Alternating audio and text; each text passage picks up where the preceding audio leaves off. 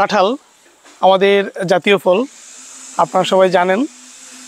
অত্যন্ত সুস্বাদু এবং পুষ্টিকর একটি ফল। আর এটা হচ্ছে গ্রীষ্মকালীন ফল। এই সিজনটাতে গরমের সময়ে মূলত কাঁঠালটা আমাদের দেশে অ্যাভেলেবেল থাকে। আপনারা জানেন বাংলাদেশের মধ্যে ময়মনসিংহ অন্যতম জায়গা, এছাড়াও গাজীপুর, তারপর নরসিংদী, যশোহর এবং দেশে বিভিন্ন জায়গায় কাঁঠাল পাওয়া যায়। বাট ময়মনসিংহের কাঁঠালটা বিখ্যাত, বিশেষ করে গাজীপুর ময়মনসিংহের কাঁঠালটা। এবং এই অত্যন্ত সুস্বাদু, রসালো এবং অনেক গুণসম্পন্ন একটি ফল।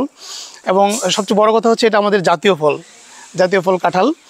আর কাঁঠাল নিয়ে আসলে কাঁঠালের সব কিছুই আসলে ব্যবহারযোগ্য। কাঁঠালের আমরা যে খেয়ে থাকি, যেমন সুস্বাদু, আমাদের হিউম্যান বডির জন্য যতটুকু উপকারী, এর ভিতরে যে বিচিটা থাকে, বিচিটাও আমরা তরকারির জন্য খেয়ে থাকি। এছাড়াও কাঁচা হিসাবেও কিন্তু তরকারিতে এই কাঁঠাল ব্যবহার করা হয়ে থাকে।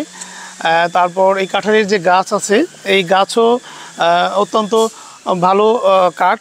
আমরা বিভিন্ন ফার্নিচার, আসবাবপত্র তৈরি করার জন্য এই কাঁঠাল গাছের কাঠটা কিন্তু অত্যন্ত মানসম্পন্ন এবং কালারটাও চমৎকার।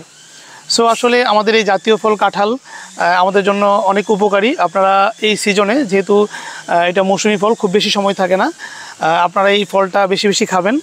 অনেকেরই পছন্দের ফল কাঁঠাল, তো বেশি বেশি করে কাঁঠাল খান।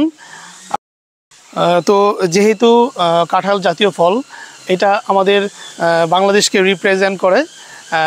কাঁঠালের ব্র্যান্ডিং তো অবশ্যই হওয়া উচিত। আমার মনে হয় সারা বিশ্বেই কাঁঠালকে চিনুক, কাঁঠালকে জানুক, কাঁঠালের একটা ব্র্যান্ডিং হোক। যেহেতু আমাদের জাতীয় ফল, সারা বিশ্ব কাঁঠালকে চিনুক। তো আমরা বেশি করে কাঁঠাল খাবো, বেশি করে কাঁঠাল গাছ লাগাবো এবং কাঁঠাল সম্পর্কে, কাঁঠালের পুষ্টিগুণ সম্পর্কে আমরা জানবো।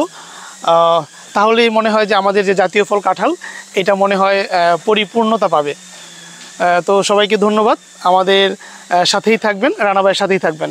আসসালামু আলাইকুম।